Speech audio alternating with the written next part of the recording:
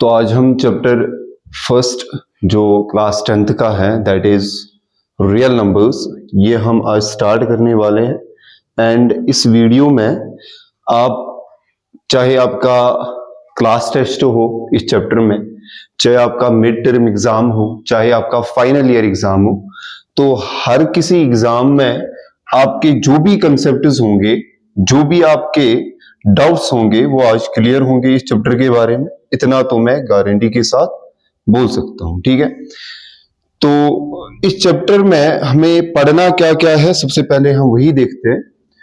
तो चैप्टर का नाम तो रियल नंबर है एंड इसमें हमें खाली दो चीजों के बारे में पढ़ना है, ठीक है। अगर मैं ब्रॉडली क्लासिफिकेशन इस चैप्टर की करूं तो खाली दो डिविजन्स पॉसिबल है।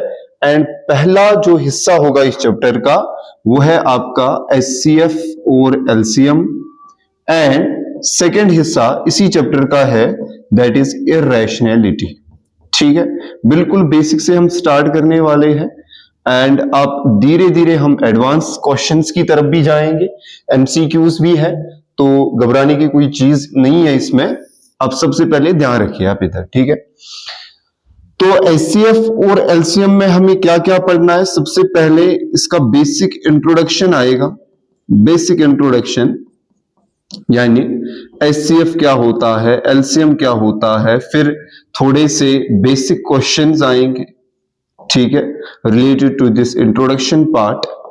एंड इसी तरीके से हम क्या करेंगे कि एक थ्योरम आएगी फंडामेंटल थ्योरम ऑफ अरिथमेटिक के नाम से, तो वो थ्योरम भी हमें पढ़नी है। एंड फोर्थ वन जो कि इंपॉर्टेंट है, इसी के ऊपर क्वेश्चंस जो है वो भी आएंगे, ठीक है। एंड फाइनली जो फिफ्थ पोर्शन है इस चैप्टर का, फिफ्थ पोर्शन एचसीएफ और एलसीएम में, दैट इज के वर्ड प्रॉब्लम्स, ठीक है। बहुत ही इंपॉर्टेंट ये वाला पोर्शन रहने वाला है, तो आप मेरे साथ बने रहिए, ध्यान से समझना। एंड यहां से अगर मैं बात करूं इररेशनैलिटी में, तो इररेशनैलिटी का सबसे इंपॉर्टेंट पार्ट है इसी का बेसिक इंट्रोडक्शन, कि whether how to decide that a given number is a rational और इररेशनल नंबर, ठीक है। फिर हम थोड़े से प्रूफ भी करेंगे, like prove that √2 is a irrational number, prove that √5 is an irrational number. तो बहुत सारे क्वेश्चंस आपने अपनी टेक्स्ट बुक की एक्सरसाइज में देखे होंगे इस तरीके के। एंड फाइनली हम इसी पे क्वेश्चंस करेंगे। तो ये आपका ओवरऑल एक फ्लो चार्ट की तरह है इस चैप्टर के लिए, ठीक है। इस चैप्टर के बारे में आपको ये पढ़ना है, ठीक है, तो ध्यान से समझिएगा। नेक्स्ट वन, अगर मैं रियल नंबर को 100% यहां पर मान के चलता हूं, तो इन 100% में से एचसीएफ और एलसीएम वाला जो पोर्शन मैंने अभी आपको डिस्क्राइब करके दिया, ये आपका रहने वाला है 90%। 90%। एंड जो मैंने अभी आपसे कहा इररेशनैलिटी, तो इररेशनैलिटी का आप मान के चलिए कि खाली रिमेनिंग 10% जो है ये आपका ये इस चैप्टर का कवर करता है, ठीक है। तो अब आपको ज्यादा ये इंपॉर्टेंस किस वाले पोर्शन को देनी है, एचसीएफ और एलसीएम वाले पोर्शन में देनी है, ठीक है। एंड यहीं से हम स्टार्ट भी करने वाले हैं। तो जो ये मेन इस चैप्टर का फोकस रहने वाला है वो इसी पोर्शन पे रहने वाला है, that is HCF and LCM वाले पोर्शन में, ठीक है। तो चलिए आगे बढ़ते हैं। तो अगर मैं बात करूं एचसीएफ और एलसीएम का इंट्रोडक्शन के पार्ट का, तो सबसे पहले आपको पता होनी चाहिए कि हम जो है प्राइम नंबर किसे कहते हैं एंड कंपोजिट नंबर किसे कहते हैं। बड़ा ही इंपॉर्टेंट पार्ट है इस चैप्टर का, तो ध्यान से सुनिएगा। तो प्राइम नंबर हम किसे कहते हैं, छोटी क्लासेस में आपने पढ़ा होगा that a number having only 2 factors, 1 and itself is known as a prime number. तो ये तो एक छोटी सी डिफिनीशन है इसकी, एंड इसी डिफिनीशन को मैं यहां पर भी लिखता हूं, ठीक है, कोई चेंज नहीं है, डिफिनीशन में सेम रहेगा।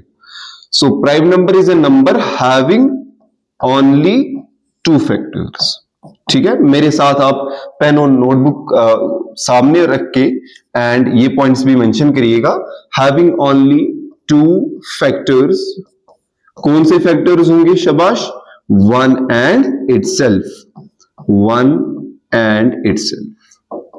ठीक है जी, चलिए हमने इसकी डेफिनेशन भी लिखी। अब अगर मैं कंपोजिट की बात करूं, कंपोजिट नंबर की बात करूं, तो composite number is A number, composite number is A number having more than 2 factors. तो जिसके 2 से ज्यादा फैक्टर्स होंगे उसी को हम कौन सा नंबर बोलेंगे आज से? Composite number. अगर मैं एग्जांपल्स की बात करूं, एग्जांपल्स, तो प्राइम नंबर के केस में 3 आ सकता है, 5 है, 7 है, 11 है, ठीक है, 53 है। तो इस तरीके से बहुत सारे एग्जाम्पल्स आप दे सकते हो। ठीक है, अगर मैं इस साइड एग्जाम्पल्स की बात करूं, examples in the case of A composite number, तो आपका 12 आ सकता है, 6 है, 4 है, 50 है, 100 है, ठीक है, 64 है एंड सो। ठीक है, तो मैंने आपको पहले डेफिनेशन समझाई कि जिसके 2 ही फैक्टर्स होंगे, 1 एंड इटसेल्फ। अच्छा, हम फैक्टर्स किसे कहते हैं? थोड़ा सा हम और डीपर अंडरस्टैंडिंग करते हैं यहां पर कि फैक्टर हम किसे कहते हैं। What do you mean by factor? Factor किसे कहते हैं? तो फैक्टर का मतलब यह है कि अगर मैं कोई नंबर यहां पर कंसिडर करूं, लेट सपोज 6 मैंने कंसिडर किया, क्या जो ये 6 नंबर है, ये नंबर किस किस नंबर से डिवाइड होगा, जिससे ये डिवाइड होगा एग्जैक्टली, मींस के रिमाइंडर जिस केस में 0 आए, that is known as the factor of 6। Example, अगर मैं 1 की बात करूं तो 1 से भी डिवाइड होता है, अगर मैं 2 की बात करूं तो 2 से भी होता है, 3 से भी होता है। क्या मैं 4 लिख सकता हूं? नहीं लिख सकता। Why? Because 4 does not divide the number 6 exactly, यानी जिसमें रिमाइंडर 0 आए वो 4 जो है वो इसका फैक्टर नहीं है। तो 1 है, 2 है, 3 है और क्या है? 6। सो जो ये नंबर्स है दैट इज 1 है, जो ये नंबर्स है आपके 1, 2, 3 एंड 6, ये आएंगे फैक्टर्स ऑफ 6। आया समझ आपको? शाबाश। अगर मैं इसी तरीके से 8 की बात करूं तो 8 के कौन कौन से फैक्टर्स आएंगे?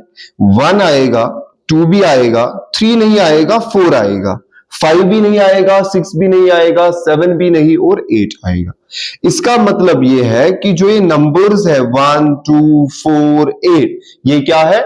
इन्हें आप फैक्टर्स ऑफ 8 की कैटेगरी में ला सकते हो, because they divide the number 8 exactly. ठीक है, ध्यान से समझिएगा आप। अब मैंने डेफिनेशन तो लिखी कि प्राइम नंबर वो नंबर होता है जिसके खाली और खाली कितने फैक्टर्स होंगे? खाली 2 फैक्टर्स होंगे। 2 फैक्टर्स कौन कौन सा? 1 एंड इटसेल्फ। एक तो 1 होगा और इटसेल्फ। ठीक है, और एक पॉइंट यहां पर आप लिखिए, इंपॉर्टेंट पॉइंट है, आप मेंशन करिएगा जरूर, दैट 1 जो है, 1 is a factor of, 1 is a factor of every number, 1 is a factor of every number. 1 जो है ये हर किसी नंबर का फैक्टर होता है, because 1 divides every number exactly. Example, मैं अगर 64 लूं तो 64 में सबसे पहला फैक्टर क्या आएगा? 1 आएगा। ठीक है, अगर मैं 100 की बात करूं तो 100 का पहला फैक्टर क्या होगा? 1 होगा। तो हर कोई नंबर जो भी इस यूनिवर्स में एग्जिस्ट करता है उसका हमेशा 1 जो है वो उसका फैक्टर जरूरी होता है। ठीक है, तो क्वेश्चंस किस हिसाब से होंगे पहले उन्हीं को समझना है। लेट सपोज अगर मैं बात करूं 11 की, किस नंबर की? 11 की मैं बात करूंगा, तो आपको चेक करना है कि जो ये 11 है ये एक प्राइम नंबर है या एक कंपोजिट नंबर है। तो आप क्या करेंगे? स्टेप फर्स्ट में आप लिखिए कि आपको स्टार्ट करना है by writing the factors of the number. ठीक है, तो 11 के कौन कौन से फैक्टर्स होंगे? सबसे पहले 1 होगा, बिकॉज अभी मैंने समझाया 1 is a factor of every number, तो सबसे पहले 1 इसका फैक्टर होगा। एंड इसी तरीके से जब आप कंटिन्यू चेक करते जाओगे कि कौन सा नंबर इस 11 को एग्जैक्टली डिवाइड करता है, तो आपको खाली 1 और 11 जो है ये नंबर्स मिलेंगे जो इस 11 नंबर को एग्जैक्टली डिवाइड करेंगे। तो अगर आप 1 11 के बगैर कोई भी नंबर लोगे तो वो इस 11 को एग्जैक्ट डिवाइड नहीं करेगा, जिसका मतलब क्या है कि ये इस वाली डिफिनीशन को सेटिस्फाई करता है, that it is a number having only 2 factors 1 and itself. ठीक है, आई बात समझ? शाबाश। अगर मैं 5 को लूं, लेट सपोज अनदर एग्जांपल 5 है, तो 5 जो है, क्या इस 5 जो है, ये 5, इस 5 के कितने फैक्टर्स आपके पास है? 1 है और 5 है। तो इसका मतलब जो ये 5 है इसके भी खाली 2 फैक्टर्स है, एक तो 1 है और द नंबर इटसेल्फ अपना आप ही। लेट सपोज मैंने लिखा 67, क्या ये 67 एक कंपोजिट नंबर है या प्राइम नंबर है? How to check? चेक करने के लिए मैंने सबसे पहले बात आपसे करी कि इसके फैक्टर्स आप चेक करिए। तो फैक्टर जब आप चेक करोगे 67 के, तो खाली आपको शाबाश, खाली आपको 1 और 67 मिलेगा। इसके अलावा आपको कोई भी नंबर ऐसा नहीं मिलेगा जो 67 को एग्जैक्टली डिवाइड करेगा। ठीक है, शाबाश। तो ये स्लाइड में हमने क्या समझा कि प्राइम नंबर और कंपोजिट नंबर को कैसे हम डिफरेंशिएट करें, how to differentiate between a prime number and a composite number. So क्या है ये सिचुएशन? क्या है सिचुएशन? ये है कि आप क्या करिए कि आप उसके फैक्टर्स निकालिए एंड फैक्टर्स को एनालाइज करते फिर आप ये बता सकते हो कि whether the given number is a prime number और ए कंपोजिट नंबर। शाबाश। Next slide.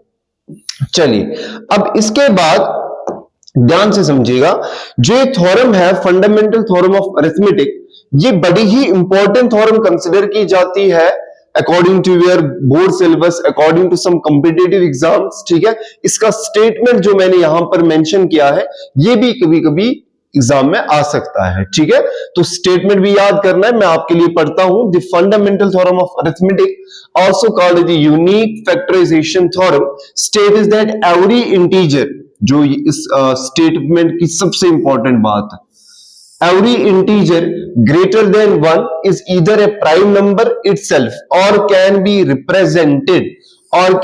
represented as a product of prime numbers। ये दो पॉइंट्स जो है ये मैंने हाईलाइट इसलिए किया है बिकॉज ये बहुत ही इंपॉर्टेंट है। ठीक है, तो ये तो होगी डिफिनीशन, ये तो स्टेटमेंट आप याद भी करना है, जरूरी करना है, तो आप याद कर सकते हो। लेकिन जो इसमें खास बात है वो ये है कि इस थ्योरम का मतलब समझना है, इसका अप्लाइड पार्ट समझना है कि कैसे अप्लाई होती है ये थ्योरम तमाम नंबर्स पर। ठीक है, तो सबसे पहले आपको समझना है कि जो ये थ्योरम है जिसका नाम है फंडामेंटल थ्योरम ऑफ अरिथमेटिक, ये किन नंबर्स पे अप्लाई होती है। क्या हम ये तमाम नंबर्स पे अप्लाई कर सकते हैं, ये समझना है। तो as the statement includes that every integer greater than 1, तो हर कोई इंटीजर जो 1 से बड़ा होगा। लेट सपोज मैंने कोई यहां पर एग्जांपल लेनी है, let suppose we will take the number 5। Number 5 है हमारे पास, तो जो ये 5 है इट इज ग्रेटर देन 1, तो ग्रेटर देन 1 के लिए तो अप्लाई होती है, इसका मतलब 5 पे भी जो ये थ्योरम है ये अप्लाई होगी। एंड अब क्या है statement, greater than 1 is either a prime number itself or can be represented as a unique product of prime numbers. So this 5 can be expressed as a prime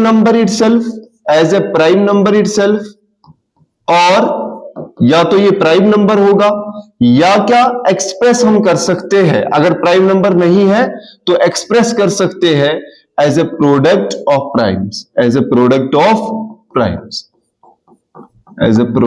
primes. ठीक है, तो मैंने अगर 5 लिया तो 5 तो खुद एक प्राइम नंबर है, तो इस पर जो ये सेकंड वाला पोर्शन है that means it can be express as a product of primes, ये अप्लाई नहीं होगा, इसमें ये वाला अप्लाई होगा। ठीक है, अगर प्राइम नंबर है आपके पास तो ये स्टेटमेंट यहीं तक वैलिड है, प्राइम नंबर इटसेल्फ तक। ठीक है, अगर अब प्राइम नंबर नहीं है तो फिर क्या होगा, दो ही कंडीशंस पॉसिबल है, या तो कोई नंबर प्राइम होगा या कंपोजिट होगा।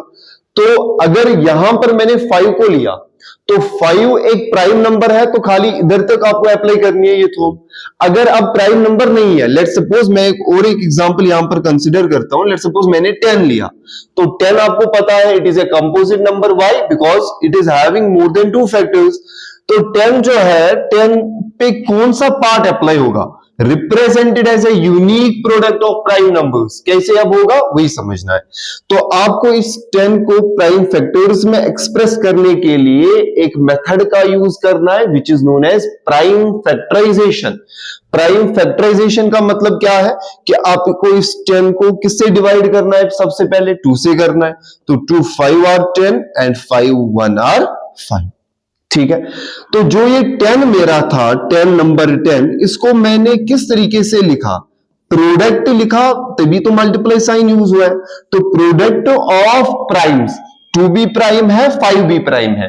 तो 10 जो कि कंपोजिट नंबर था, इसको मैंने एक्सप्रेस किया as the product of primes. मतलब 10 हमारा कंपोजिट नंबर था, तो कंपोजिट नंबर को आपने प्रोडक्ट ऑफ प्राइम्स बना लिया। ठीक है, एंड यही इस थ्योरम का स्टेटमेंट कहता है। ठीक है, हो गया ना आसान? तो कैसे समझना है इस थ्योरम को? शाबाश, मेरे साथ रिपीट करिए। अगर आपके पास कोई नंबर है विच इज प्राइम, तो प्राइम के लिए खाली यहां तक अप्लाई होगा, एंड अगर आप प्राइम नहीं है तो फिर क्या होगा? कंपोजिट होगा। एंड कंपोजिट के लिए आपको याद रखना है that it can be represented as a unique product of prime numbers. And कैसे फिर एक्सप्रेस करते हैं, कौन से मेथड से? Prime factorization. प्राइम फैक्टराइजेशन, ठीक है, एंड किस तरीके से वो मैंने आपको यहां पर दिखाया। अगर आप और एक एग्जांपल लेना चाहते हो, लेट सपोज मैंने कोई बड़ा नंबर लिया 56, तो 56 की प्राइम फैक्टराइजेशन कैसे करोगे आप? सबसे पहले 56 को एनालाइज करना है that whether 56 is a prime और कंपोजिट। तो उसके लिए फैक्टर्स निकालिए। अगर आप चेक भी करोगे तो 56 आपको एक कंपोजिट नंबर मिलेगा बिकॉज इसके 2 से ज्यादा फैक्टर्स भी अवेलेबल है। तो आप क्या करोगे? 2 से पहले डिवाइड करोगे, तो 2 आर 4, 2 8 आर 16, फिर भी 2 से ही करोगे, 2 1 आर 2, 2 4 आर 8, फिर 2 से करोगे 2 7 आर 14 एंड 7 1 आर 7।